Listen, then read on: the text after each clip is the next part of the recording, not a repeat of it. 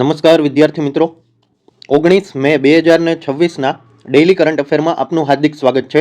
મિત્રો, છેલ્લે સુધી જોડાયેલા રહેજો જેથી કરીને અગત્યનો એક પણ ટોપિક તમારાથી મિસ ન થઈ જાય. Question number 1. તાજેતરમાં વડાપ્રધાન નરેન્દ્ર મોદીએ કયા દેશની સત્તાવાર મુલાકાત લીધી? તો ઓપ્શન મુજબ સાચો જવાબ આવશે મિત્રો ઓપ્શન સી, UAE. તો આપણે એની વિગતે માહિતીની ચર્ચા કરીશું. હવે નરેન્દ્ર મોદી હાલમાં 5 દેશોના મહત્વપૂર્ણ રાજદ્વારી પ્રવાસ પર છે.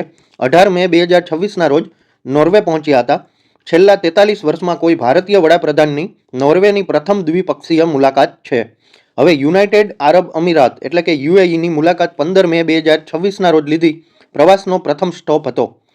બીજી મુલાકાત નેધરલેન્ડ્સની લીધી 16-17 મે 2026. રાજા વિલિયમ એલેક્ઝાન્ડર અને PM રોબ જેટન સાથે બેઠક કરી હતી. પછી મુલાકાત લીધી સ્વીડનની. મુલાકાત 17 મે 2026ના રોજ લીધી અને ગ્રીન ટ્રાન્ઝિશન અને ઇનોવેશન મુદ્દે ચર્ચાઓ કરી. ત્યારબાદ નોર્વેની મુલાકાત લીધી. 18-19 મે 2026 PM જોનાસ ગાર સ્ટોર સાથે બેઠક કરી અને થર્ડ ઇન્ડિયા નોર્ડિક સમિટમાં ભાગ લીધો. ત્યારબાદનો મુલાકાત ઇટાલીમાં થશે, જે પ્રવાસનો અંતિમ તબક્કો રહેવાનો છે. નોર્વેની મુલાકાત ઐતિહાસિક ગણાઈ રહી છે. યુરોપ અને પશ્ચિમ એશિયા સાથે ભારતના વ્યૂહાત્મક સંબંધો મજબૂત કરશે. ગ્રીન એનર્જી, ટેકનોલોજી, વેપાર અને નવીનતા પર ખાસ ભાર મૂકવામાં આવ્યો છે. હવે ક્વેશ્ચન નંબર 2. તાજેતરમાં કયા દેશના સાંસદ એરિક સ્મિટ દ્વારા અમેરિકાના H-1B વિઝાના સંદર્ભમાં હૈદરાબાદના ચિલકુર બાલાજી મંદિર વિઝા ટેમ્પલ વિશે વિવાદાસ્પદ ટિપ્પણી કરવામાં આવી છે? તો સાચો જવાબ આવશે મિત્રો ઓપ્શન સી, અમેરિકા. એરિક સ્મિટ અમેરિકાના મિસોરી રાજ્યના રિપબ્લિકન સેનેટર છે. તેમણે સોશિયલ મીડિયા પ્લેટફોર્મ એક્સ પર ભારતના H-1B વિઝા અરજદારો અંગે વિવાદાસ્પદ ટિપ્પણીઓ કરી હતી. તેમણે હૈદરાબાદના ઐતિહાસિક ચિલકુર બાલાજી ટેમ્પલને વિઝા કાર્ટલ સાથે જોડવાના ભારે વિવાદ ઊભો થયો હતો. સ્મિટે આરોપ લગાવ્યો કે અમેરિકાની વિઝા સિસ્ટમનો દુરુપયોગ થઈ રહ્યો છે. તેમણે H-1B, L-1, F-1 અને OPT વિઝા પ્રોગ્રામની ટીકા કરી. દાવો કર્યો કે વિદેશી કામદારો અમેરિકન નોકરીઓ અને વેતન પર અસર કરે છે. ભારતીય વિઝા ધારકો પર ઇન્ટરવ્યૂ પ્રશ્નો શેર કરવાનો આરોપ મુકાયો અને બિગ ટેક કંપનીઓ પર એથનિક ફેવરોટિઝમના આરોપ પણ લગાડવામાં આવ્યા હતા. હવે ભારતીય અમેરિકન સમુદાય અને ટેક ક્ષેત્રે ભારે વિવાદ નોંધાયો છે. વિવાદકર્તાઓએ કહ્યું કે 500 વર્ષ જૂના ધાર્મિક સ્થળને કાર્ટેલ સાથે જોડવું સાંસ્કૃતિક રીતે અપમાનજનક છે. મામલાએ અમેરિકા ભારત વચ્ચે H-1B વિઝા ચર્ચાને ફરી ગરમાવી દીધી છે. Question number 3. સાઉદી અરેબિયા દ્વારા દેશની સૌપ્રથમ સત્તાવાર ક્રિકેટ ટુર્નામેન્ટ કઈ શરૂ કરવામાં આવી રહી છે, જેનું ટૂંક સમયમાં આયોજન થવા જઈ રહ્યું છે? તો સાચો જવાબ આવશે મિત્રો ડૂન્સ T20 લીગ. બરાબર, તો આપણે એના વિશે ડિટેલમાં માહિતી જોઈશું. સાઉદ અરેબિયાએ પોતાના પ્રથમ સત્તાવાર પ્રોફેશનલ ક્રિકેટ ટુર્નામેન્ટ ડૂન્સ T20 લીગ શરૂ કરવાની જાહેરાત કરી છે. આ લીગને સાઉદ અરેબિયા ક્રિકેટ ફેડરેશન દ્વારા મંજૂરી આપવામાં આવી છે. યુવરાજ સિંઘે લીગના ગ્લોબલ એમ્બેસેડર તરીકે નિયુક્ત કરવામાં આવ્યા છે. હવે આની શરૂઆત ઓક્ટોબર 2026ના બીજા સપ્તાહથી થવાની છે. ફોર્મેટ 6 ટીમોની T20 ફ્રેન્ચાઇઝી લીગ છે. સ્થળની વાત કરીએ તો તાઇફ શહેર જેહાદ નજીક આવેલું છે. જેદા નજીક. ખેલાડીઓ, નિવૃત્ત આંતરરાષ્ટ્રીય ક્રિકેટ સ્ટાર્સ, વૈશ્વિક ફ્રેન્ચાઇઝી ખેલાડીઓ અને સ્થાનિક પ્રતિભાઓ ભાગ લેશે. ખેલાડીઓનું મહત્તમ વેતન $1 લાખ રહેવાની શક્યતા છે. હવે લીગનું આયોજન south Asian network limited SAN, unique sports group અને પ્રોલિથિક ટેલેન્ટ એજન્સી સાથે મળીને કરશે. સાઉદી અરેબિયાનું પ્રોફેશનલ ફ્રેન્ચાઇઝી ક્રિકેટમાં પ્રથમ મોટું પગલું છે. દેશના ક્રિકેટના વિકાસ અને વૈશ્વિક રમતગમત રોકાણને પ્રોત્સાહન પણ મળશે. હવે ક્વેશ્ચન નંબર 4. WHOએ તાજેતરમાં કયા સ્થળે ઇબોલા ફાટી નીકળવાની જાહેરાત કરી છે? તો સાચો જવાબ આવશે મિત્રો ઓપ્શન એ, યુગાન્ડા અને કોંગો. વર્લ્ડ હેલ્થ ઓર્ગેનાઇઝેશને ડેમોક્રેટિક રિપબ્લિક ઓફ કોંગો અને યુગાન્ડામાં ફેલાયેલા ઇબોલા વાયરસના પ્રકોપને public health emergency of international concern જાહેર કર્યો છે.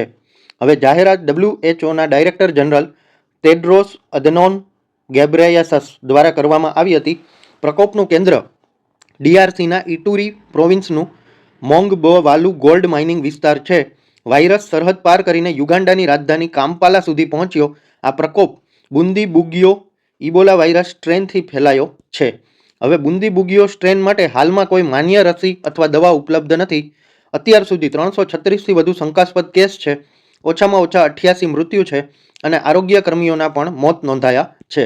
હવે WHOની નીતિ એમ છે કે આંતરરાષ્ટ્રીય મુસાફરી અથવા વેપાર પર પ્રતિબંધ નથી, પણ સંપર્ક ટ્રેસિંગ, સ્ક્રીનિંગ અને ઇમરજન્સી વ્યવસ્થાઓ મજબૂત કરવા સૂચના આપવામાં આવી રહી છે. હવે PHEIC એટલે શું? તો કે WHO દ્વારા જાહેર થતી સર્વોચ્ચ વૈશ્વિક આરોગ્ય ચેતવણી છે જ્યારે કોઈ રોગ આંતરરાષ્ટ્રીય સ્તરે ગંભીર જોખમ ઊભું કરે છે. હવે ક્વેશ્ચન નંબર 5, ભારતીય એજન્સીઓએ પહેલીવાર કયા ઓપરેશન હેઠળ 182 કરોડની કિંમતનું કેપ્ટાગોન ડ્રગ્સ જપ્ત કર્યું? તો સાચો જવાબ આવશે મિત્રો option B, operation Ragepill. Narcotic control bureau દ્વારા ઓપરેશન રેજેપિલ હેઠળ 182 કરોડ કિંમતના કેપ્ટાગોન ડ્રગ જપ્ત કરવામાં આવ્યા છે. ભારતમાં કેપ્ટાગોનની આ પ્રથમ મોટી જપ્તી ગણાય છે. કુલ જપ્તી 227.7 કિલોગ્રામ કેપ્ટાગોન ટેબ્લેટ્સ અને પાવડર છે. કેપ્ટાગોનને જિહાદી ડ્રગ અથવા પુઅર મેન્સ કોકેન પણ કહેવામાં આવે છે. આ ડ્રગનો ઉપયોગ પશ્ચિમ એશિયાના આતંકવાદી જૂથો દ્વારા થતો હોવાનો અહેવાલ છે. શરૂઆતમાં દિલ્હી ખાતે કાર્યવાહી કરવામાં આવી હતી, ત્યારબાદ મુન્દ્રા પોર્ટ ખાતે દરોડા પાડવામાં આવ્યા હતા. 196.2 કિલો ડ્રગ પાવડર ઘેટાના ઊન શિપફૂલ ભરેલા કાર્ગોમાં છુપાવવામાં આવ્યું હતું. કન્સાઇનમેન્ટનો મૂળ સ્ત્રોત સિરિયા છે. અંતિમ લક્ષ્ય બજાર ગલ્ફ દેશો અને ખાસ કરીને સાઉદી અરેબિયા હોવાનું મનાય છે. સિરિયન નાગરિક અલાબ્રાસ અહમદની ધરપકડ કરવામાં આવી છે. તે આંતરરાષ્ટ્રીય ડ્રગ સિન્ડિકેટનો સભ્ય હોવાનું માનવામાં આવે છે.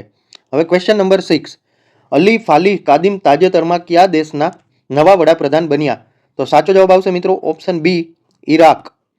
અલી ફાલીહ કાદિમ અલ ઝૈદી તાજેતરમાં ઈરાકના નવા વડાપ્રધાન બન્યા છે. તેમણે 14 મે 2026ના રોજ સત્તાવાર રીતે પદ સંભાળ્યું. તેમણે મોહમ્મદ સિયા અલ સુદાનીનું સ્થાન લીધું છે. તેમની ઉંમર 41 વર્ષ છે. આધુનિક ઈરાકના સૌથી યુવા વડાપ્રધાન છે.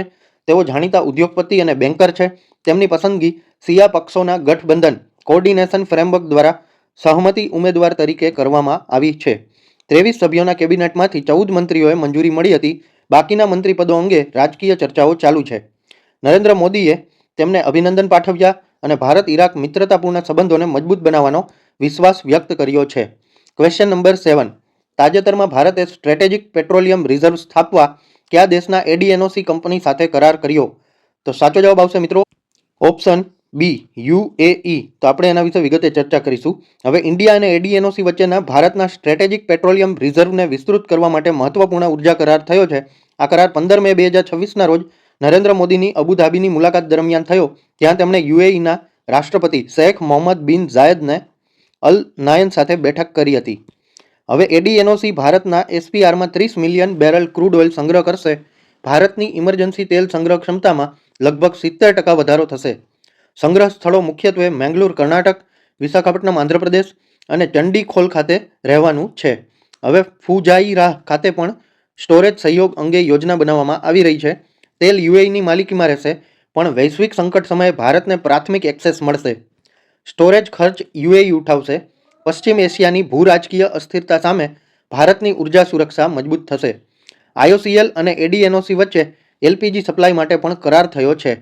હવે ક્વેશ્ચન નંબર 8, તાજેતરમાં સાઉથ એશિયન વેઇટ લિફ્ટિંગ ફેડરેશનના પ્રમુખ તરીકે કોણ ચૂંટાયું છે? તો સાચો જવાબ આવશે મિત્રો ઓપ્શન એ, સહદેવ યાદવ. સહદેવ યાદવને સર્વાનુમતે સાઉથ એશિયન વેઇટ લિફ્ટિંગ ફેડરેશનના નવા પ્રમુખ તરીકે પસંદ કરવામાં આવ્યા છે. આ ચૂંટણી બેઠક અમદાવાદ ખાતે યોજાઈ હતી.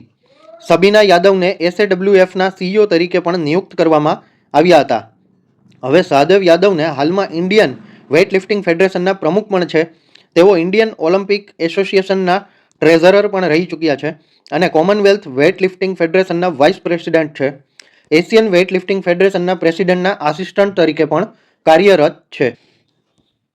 દક્ષિણ એશિયાઈ દેશોમાં વેઇટ લિફ્ટિંગ સહકાર વધારવાનો મુખ્ય હેતુ છે અને ટ્રેનિંગ, કોચિંગ અને ઇન્ફ્રાસ્ટ્રક્ચર પણ સુધારવામાં આવશે. આંતરરાષ્ટ્રીય સ્પર્ધાઓમાં પ્રદર્શન મજબૂત બનાવવામાં આવશે.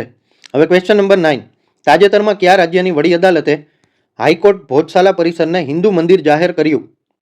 તો સાચો જવાબ આવશે મિત્રો ઓપ્શન સી, મધ્યપ્રદેશ. તો મધ્યપ્રદેશ હાઈકોર્ટે ધાર જિલ્લાના ભોજશાલા કમાલ મૌલા મોસ્ક કોમ્પ્લેક્સને હિન્દુ મંદિર જાહેર કર્યું છે.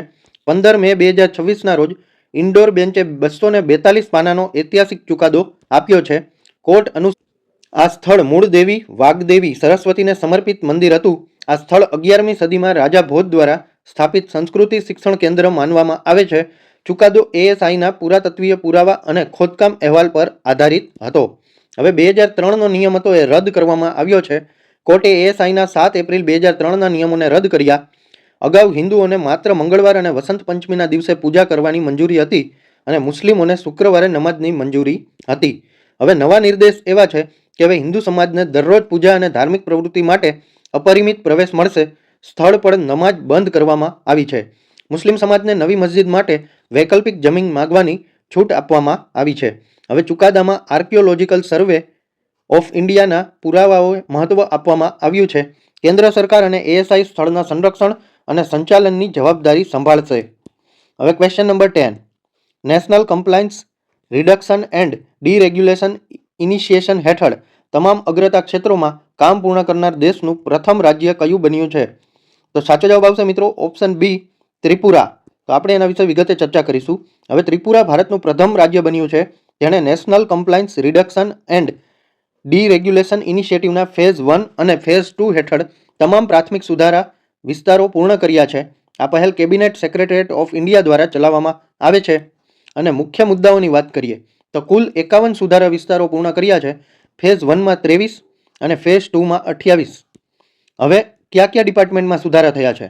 તો કે revenue, urban development, industries, labour, environment, tourism, health, education અને ડિજિટલ ગવર્નન્સનો સમાવેશ થાય છે. Change of land use CLU માટે સેલ્ફ સર્ટિફિકેટ વ્યવસ્થા બનાવવામાં આવી છે. સ્વાગત સિંગલ વિન્ડો સિસ્ટમને સંપૂર્ણ ડિજિટલ બનાવ્યું છે અને લો રિસ્ક બિઝનેસ માટે ઓટોમેટેડ અપ્રુવલ્સ પણ આપવામાં આવ્યા છે. હવે અનાવશ્યક NOC પ્રક્રિયામાં ઘટાડવામાં આવી છે અને કેટલાક ઉદ્યોગોને સેલ્ફ ડિક્લેરેશન દ્વારા કામગીરીની મંજૂરી આપવામાં આવી છે. ઈ ગેઝેટ અને ઓટો અપીલ વ્યવસ્થા પણ શરૂ કરવામાં આવી છે. હવે ઇઝ ઓફ ડુઈંગ બિઝનેસમાં વધારો કરવામાં આવ્યો છે. રોકાણકારોનો વિશ્વાસ મજબૂત થયો છે. રાજ્યએ 394 MOU સાઇન કર્યા છે. 35,140 કરોડના સંભવિત રોકાણ આકર્ષાયા છે. રૂપિયા 5,352 કરોડના પ્રોજેક્ટ શરૂ થયા છે. હવે મિત્રો આ વિડીયો જોવાથી તમારા નોલેજમાં વધારો થયો હોય તો વિડીયોને એક લાઇક જરૂરથી આપી દેજો. તમે કઈ એક્ઝામની તૈયારી કરો છો એ કમેન્ટ કરી અને જણાવજો. જો કોઈ તમારા મિત્રો તૈયારી કરતા હોય તો એના વિડીયો અચૂકથી શેર કરજો. અને આ ચેનલમાં નવા હોય તો ચેનલને સબસ્ક્રાઇબ કરી લેજો અને બેલ આઇકન પણ દબાવી દેજો જેથી કરીને આવનારી એક પણ અપડેટ આપનાથી મિસ ન થઈ જાય. ધન્યવાદ.